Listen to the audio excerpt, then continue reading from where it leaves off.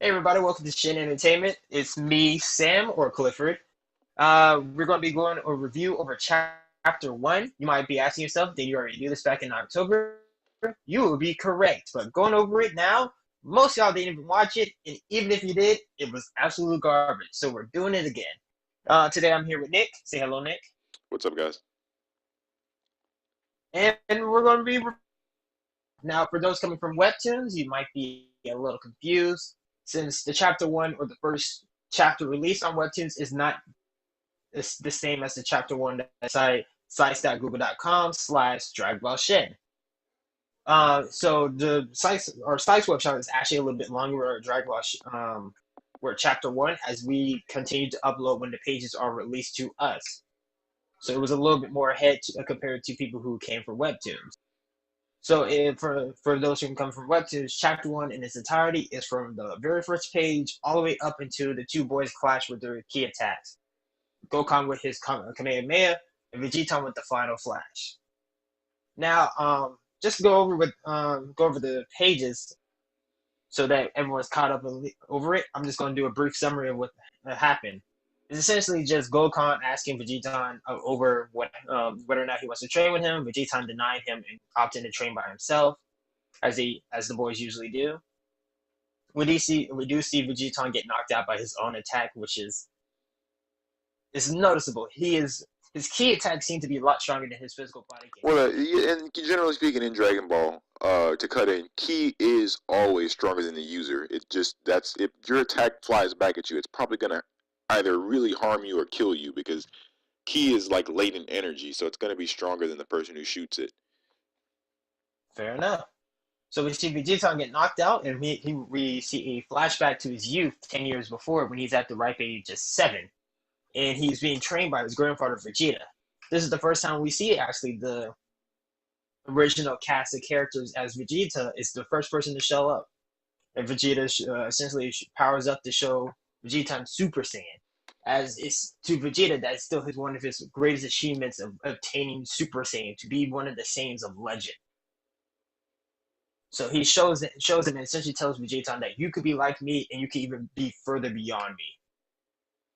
So Vegeta continues to train, but he essentially gets used to he's done with training and opts to go over. He's still a little frustrated about how to turn Super Saiyan, so he talks to his father Trunks. Trunks tells him he's been working a little bit too hard and his mother's a little bit worried. But Vegeta wants to know how did Trunks unlock Super Saiyan. Now this brings up a flaw that I had to tell Giz about, and I kept putting it in their heads, but they did it anyway.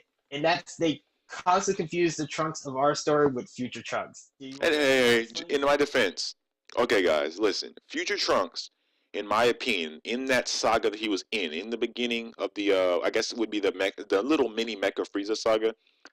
He was the coolest fucking character. My favorite character is Vegeta, but at that point, Trunks, he showed up in J's and a jacket with a sword. He was the coolest character there. It's just he's not in our canon because this Trunks is the Trunks that grew up from the smaller Trunks we see in Super. So this is just grown up kid Trunks. That's how growing up works. But it's hilarious to see because there's a scene where he looks down and it's supposed to be him flashing back to Gohan's death, but it doesn't work because this is not future Trunks and this is regular Trunks, and it even works less because we have Gohan inside the story. Because yeah, and then Gohan, So yeah, essentially he waves him off and says, "Well, I ask around and see if anyone knows how to because." What we wanted to hit hard with our story is we want to bring it back to the roots of Dragon Ball, where it takes hard work to obtain things and it's not easily given out. You saw this heavily in like the Buu saga, where Goten and Trunks just obtained Super Saiyan out of nowhere, and then fused and obtained Super Saiyan 3. Some might be like, "Oh, that's just nonsense," but that one, it's still that one was a little it's bit different because they did one. It's a fusion, and we know that fusions are. And this is in case you guys didn't know, in our saga we stay by this. Fusions are immensely, usually more powerful than the other characters because it's literally two people. Period. Two people are going to be stronger than. either times or add on to each other. So yeah, I Yeah, understand that it's more powerful, but neither of these things were even close to Super Saiyan 2 level. They were Master Super Saiyan at best, but the jump in power from basic Super Saiyan for two individual parts, even multiplied together to equal Super Saiyan 3, it's a weird stretch, but it was Dragon Ball and it was the last arc, so I can give it a pass. It's just the wrapping up of everything. And until Super, where characters are a lot stronger over time, a lot stronger in a short amount of time.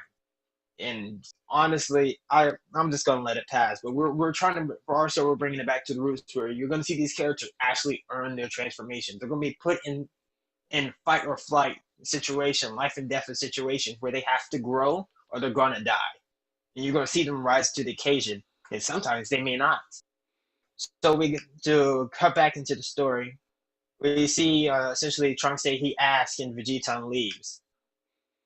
Then we cut over to what Gokhan is doing. He's being trained by Goten and gets hit by Masenko because he's constantly distracted. Um, Tevin is the real big influence over Gokhan's character as he really built up who he was as a person.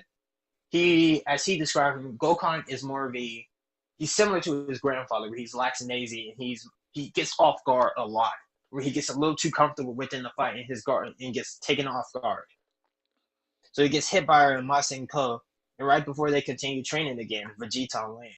Before we continue, I would like to point out that Goten as a dad is almost the exact opposite, it would seem, of Goku, which Mm-hmm. was somewhat to be expected. We read it that way mainly because we see Gohan, who and you really can't keep track of Goku because he changes so much within the series. Is we see Gohan, who's kind of a smarter version of Goku, but overall still a Goku.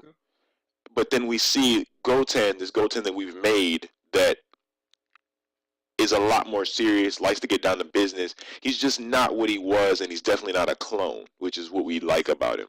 He's more of a mature version of Goku if I had to describe him. Which is Where funny. Goku is more lackadaisy, but he doesn't really understand tense situations. I can call this out when he gave Cell a sensu bean because he didn't really feel ready. He was like, "Oh, Gohan has this on the floor," but while Goten is more of a mature version where you can really see Chi Chi's influence. People like to bash Chi Chi, but she really did put manners and like make sure that both Gohan and Goten grew up to be intelligent and well trained men. They grew up to be men, not man child like Goku. So in this story, you're gonna really see Goten really be a father figure, not just there as a clone of Goku. He is his own person. Which is rare because usually when you bring in characters, even just in general, when you bring in characters, especially like kids, they just end up being different. It's like and I know Sam loves this point, but the difference between future Trunks as opposed to Kid Trunks from this timeline, the difference as like hit of his influence of being raised by Vegeta and then not being raised by Vegeta. You can see the major differences in their character, and we're really going for built characters in here, building characters, going back to that as opposed to this new Dragon Ball Super thing of, oh, his character's like this, now it's like this. We like to build, like Legos. So you will see character development within the series as it continues to go on. Um, we'll cut back in and begin the spar in the similar fashion. We actually had a callback to the first Goku versus Vegeta fight as they take the poses similar to both of them, and then they power up and they begin to clash. And then the fight continues on until they release their greatest attacks. You have to uh, Gohan with his traditional move of the Kamehameha, which is at this point it's just a family move because plain and simple, most people who know it is inside the Sun family. I would argue that because Kid Trunks can also do the Kamehameha. I didn't know that, but apparently he can. But it makes sense because Saiyans I can. didn't know that. Yes, Saiyans apparently have the ability. I read this in the guide. I forget the name. It's long with the D, but it's the DPC guide. Saiyans, all Saiyans have the Dimension? yes. All Saiyans have the latent ability to learn any attack. So, but that's why it was always confusing. Why, like, if Goku wanted to, he can do the Galick Gun, just like Vegeta can. Or if Vegeta wanted to, he could take Goku's moves. Saiyans have the ability to just look at shit and do it, which we've seen. Um, But with this, I felt like the Kamehameha is overused. But like Sam says, it is a trademark at this point. You can't not use it because that's the way the series works now. So Yeah. And then they ended up with the final flash, and we see them collide together, and it erupts into a huge explosion. The conclusion of this explosion is in the side chapter 2, which we'll be getting out to y'all in a few days, probably. With that being said, what's your overall review of the story, Giz? Even though we might as well admit, we're pretty biased since we are literally making it. and that's why every time you say what's your opinion of the story, I'm like, damn, like what can you I I I like the way the chapter was written. When I originally wrote this chapter, and it was edited. There are a lot of things that I'd done were edited heavily. For example, in the beginning, when the smoke cleared, Vegeta was supposed to be the one standing out, and he wasn't supposed to be knocked out. But those things were changed, and this was a team effort. It was a script written by one guy, but then you get the team in there and you go in there and you change things. I liked it. But as always, I do like criticism. Some fans have come to me with criticism of the first chapter. It's cliche and things like that. And it is, but think about it this way. When Dragon Ball Z was made, it was kind of cliche to Dragon Ball, but that's just because it's Dragon Ball Z. At this point, everything's pretty much cliche in this series, no matter what you do at this point, unless And when you had at this point 4 iterations of the story, there ain't much you can really do that's not going to be pulling from something. It's going to be cliche. How many tournaments have we seen within the Dragon Ball? seven, five, eight. Several. And you know we're going to be seeing more. So no, don't add us. It's going to So, be cliche. what do you think, Sam? Um, I can actually give an honest opinion, even though while being on the team, I did not write this first chapter. This is actually mostly Giz, and it was edited by really Tevin. I didn't really edit this. I don't really edit scripts. I really write like the basic plot for most of the thing as part of storyboard. But I actually really enjoyed this chapter because this is essentially what brought me in because I read the script when I was joining the team. I love the attachment each character has to each other and how it's still, while it is a new set of cast, it's still intertwined with the older characters while being its own identity by itself. What I did want to toss in is when the chapter was initially released, we got a comment. Not he wasn't really bashing us. He was just asking. He was asking about the names, and until recently, I'd never actually told anyone. Not even I don't. Sam, did I ever tell you the names? What they meant? Um, Okay, you told me two versions. Go ahead. One of the versions, I actually do remember you telling me that it actually did have a meeting.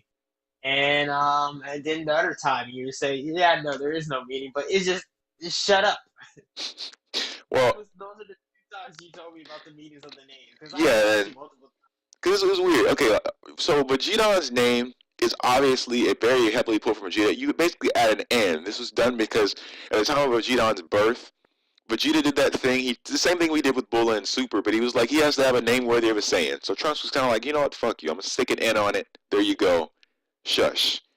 Gokhan is funny because if you didn't watch Z and you just started reading our manga, you lost out because Gokhan was the unconfirmed name of the Saiyan that would have been the fusion of Z Goku and Ultimate Gohan that never happened because apparently Gohan can catch bullets but can't catch Batara rings. So that happened. But that's where Gokhan and Vegeta's names originally come from. I wanted to clear that up because people essentially just thought we were adding ends and then calling it a day, but they actually both did have significant meanings to the characters as well as to the series as a whole. Yeah, feels good. Now people know. Correct. I'll even know. It's how it all. It's just the way it is. Da-da-da, da-da-da, da-da. No, no. Well, with that being said, I guess we're gonna wrap it up. So this was Shin Entertainment. I hope you have a wonderful day. Say goodbye, kids. Later, guys. All right.